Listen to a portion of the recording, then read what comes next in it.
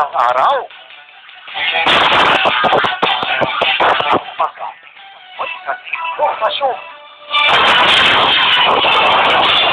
Kasama mo sa almusal.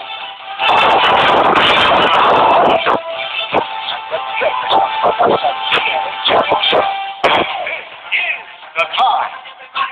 Shows what you got. Simultaneously at CSI, Kuman and Ed Pampanga. For more info, log on to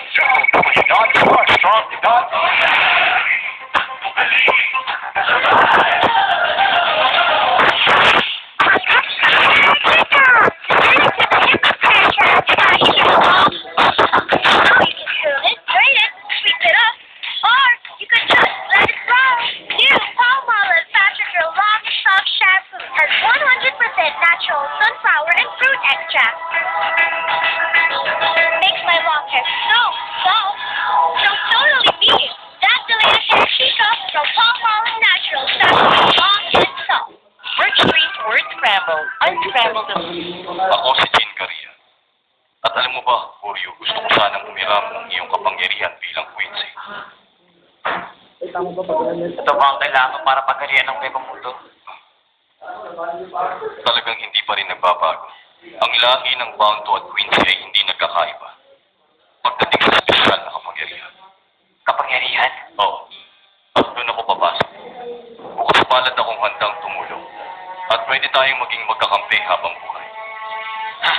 Maaaring protektahan ng mga Bounto ang mga Quincy. Oreo, alam mo bang kayang-kaya kong ibalik ang iyong nawalang kapangyarihan bilang isang Quincy? Hindi ba't napakagandang alok nun? Alam mong wala na akong kapangyarihan, bakit ka pa nag-aaksaya ng panahon? Tulad ng sabi ko, tayong dalawa ay walang pinagkaiba. Palagay mo maniniwala ako sa'yo? Alam kong maghihinala. Pero, marami naman tayong oras. Maghihintay kami hanggang maintindihan mo. Kahit habang mo.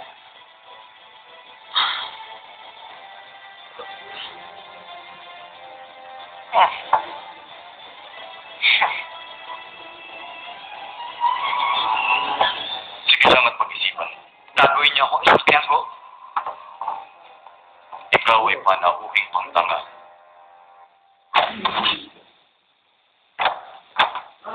Figaro, baka wala mo na siya. Ay, sayang naman.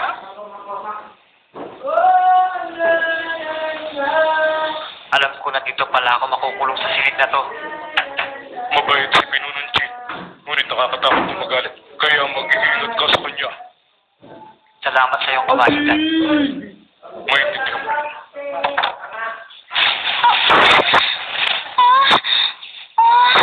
Ay, naku. Di ba padiretso lang tayo sa mansyon? Saan ba kasi ang tamang daan? Sad, nagkakaproblema ako ngayon sa paghanap ng tamang direksyon. Ako din. Tutok ko lang itutok.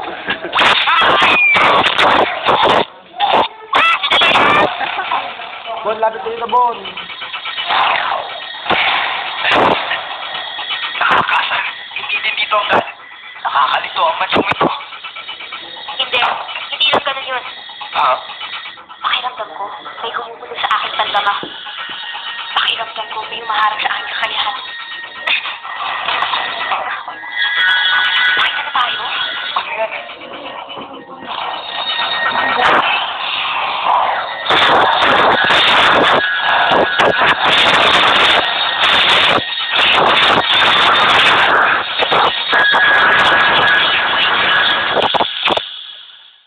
Ano ba talaga yan? Hindi ko din alam pero masama ito. Ah?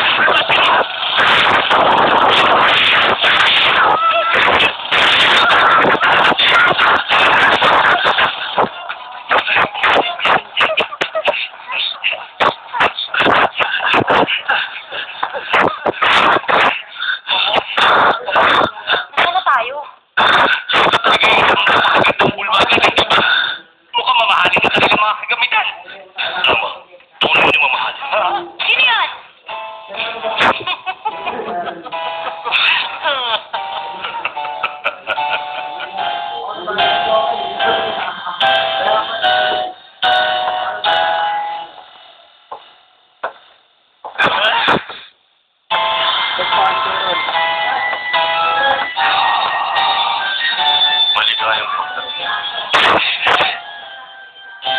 Kumusta ang batang sinigang?